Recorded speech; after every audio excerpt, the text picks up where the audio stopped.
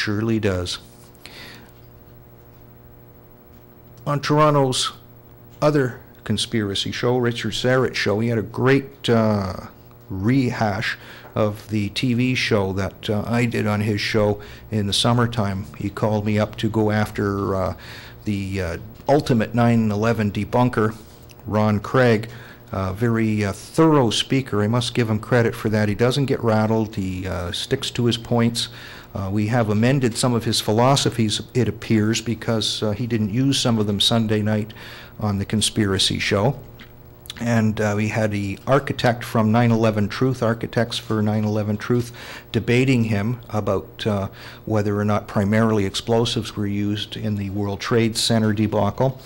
I was a firm believer that that is the case and argued same with him. He denies that completely and says there's not enough of a signature, I guess a sound signature, to justify the use of explosives. And that's probably based on the premise that the World Trade Center, like any other building, would require a lot of explosives to come down, and it would be theoretically impossible to wire that many explosives into the building over a short period of time. And I'd have to agree with them to some point that, yes, that is a difficult matter. There's a lot of wires that would have to be involved, a lot of time, a lot of equipment, a lot of loading and unloading. So that adds a very, very ominous task to our terrorists. I further believe that that was expedited with nanothermite, because we did have the work going on in the World Trade Center where they removed the asbestos and replaced it with a fire retardant material that was supposed to be safe. It turns out the company that makes the fire retardant material also makes nanothermite.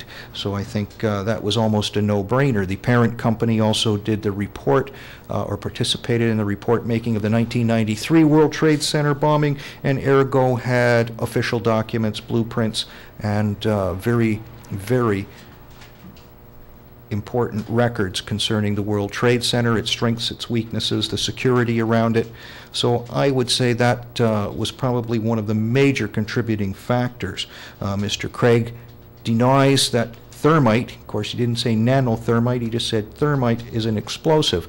Of course, being a listener this time, I can quickly do some research online and find out some of the vagaries about this.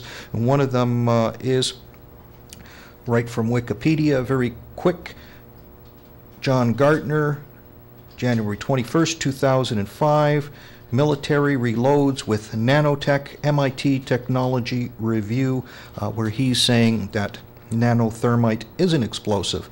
So he goes very quickly. MICs, or super thermites, are generally developed for military use propellants, explosives, and pyrotechnics. Because of their highly increased reaction rate, nano-sized thermetic materials are being researched by the U.S. military with the aim of developing new types of bombs that are several times more powerful than conventional explosives, Mr. Craig.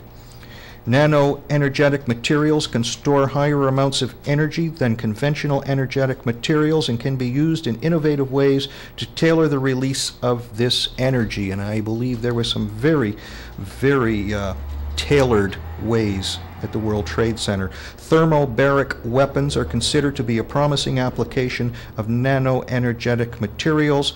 Research into military applications of nano-sized materials began in the early 1990s. 1993 was in the early 1990s too, if you're looking at the World Trade Center application the first time. Thermobaric weapons are probably the most powerful non-nuclear weapons in the U.S. arsenal. So for this so-called expert to come on, debunk 9/11 Truth people, and have the nerve to say that nanothermites aren't used in explosives is just ludicrous in the extreme. And it's just a shame, you know, they didn't let me at him to put him aside. But the good news is at least he didn't come out with his joint expansion episode like he did the last time. I'm sorry, Richard, but I guess you just couldn't edit that show enough, because I ate your guest like, you know, a rabid dog chews on something, because I just look at him as a consummate purveyor of falsehoods. He seems to suck and whistle at many, many times. If you follow his arguments, he'll say one thing and then within an hour have a completely opposite point of view on the same point.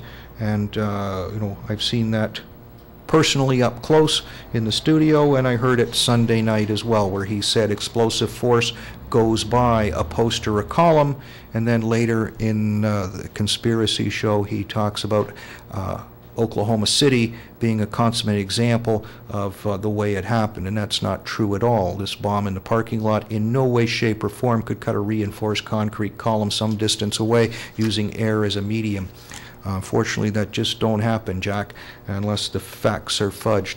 And if we can zoom in on the screen there, Blue, while I was looking for the good Mr. Craig's website about this Danish University building falling, I came across another video that seems to be far more pertinent. We always lived under the illusion that a building can't fall inside its own envelope. So if we go onto YouTube and you look top down, building collapse 1, you're going to see this building here in France. They have a very unique demolition process called virinage. So in virinage, this is going to come down without explosives too. What they do is they just pull the building apart, but they only do one floor. And then the weight of the crash of the upper floors coming down just starts the cascading effect. So I have 4 pictures there. That's as it starts, and then you just see that they took out a floor, the other floors pile down, and this building just collapses into its own envelope. And this is completely without explosives, just the force of gravity. And so there is another big catalyst that could be used at the World Trade Center, and maybe that's why you don't have this explosive envelope that Mr. Craig talks about, is because you didn't need that much in the way of explosives. You had the nanothermite all over, and then you just had one floor, perhaps, that you took out, because as I understand, there was one floor at the World Trade Center that was off limits to the master key holders. It had been for some time. The government had control of that floor, and it was completely off limits and out of bounds to people. So I would imagine that was probably the floor that they took out and caused the cascading effect to occur, with a minimal amount of explosives used at key other points just to take out certain beams or girders, key points along the route. And with the force of gravity, nanothermite, and well-placed charges, they brought the baby down. And no one's going to look for nanothermite because they hauled everything away, and that might be one of the reasons how they could disguise the explosive signature of a normal demolition, because it wasn't a normal demolition. It just might have had a slight little tinge of French in it. Virinage. French demolition. Very, very good stuff. So I'm glad I found that, and that's compliments of just doing a little research while listening. Thank you very much, Mr. Craig, for taking me down that path. That might explain a lot of things, especially for some of the other buildings as well that weren't hit by aircraft or had any other suitable help. Here in Canada, we have another mad bomber. Big story last week, RCMP take down Weibo Ludwig. There was a whole series of explosions in the Acana gas pipelines and properties out in the northwest of Canada. And it didn't take much to understand that this is some kind of scam. I just had to listen to the CBC News for just a few minutes. And lo and behold, you know, the 3 beautiful women who do the news, the one at the desk, the 2 in the field.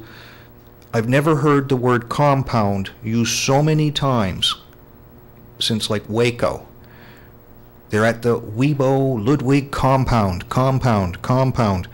over and over and over. And you know right away that's a buzzword that they're trying to take advantage of you. They're trying to make you think something that doesn't exist. Is that like he's some kind of nut bar in, you know, some kind of bizarre fort or enclave of some sort? And that's not true. Not true at all. So, of course, when we go to the Globe and Mail, the wonderful conspiracy rag that it is, and we see a picture of the compound. We show the compound. Isn't that a nice compound? That looks like a chalet you find in Switzerland or in the mountains out in British Columbia or Alberta or any other place nice. That's a nice compound. It goes with a couple of 100 acres of land, and I would trade my house for that compound any time at all. And it even has extra bedrooms for the RCMP to stay over if they so desire. So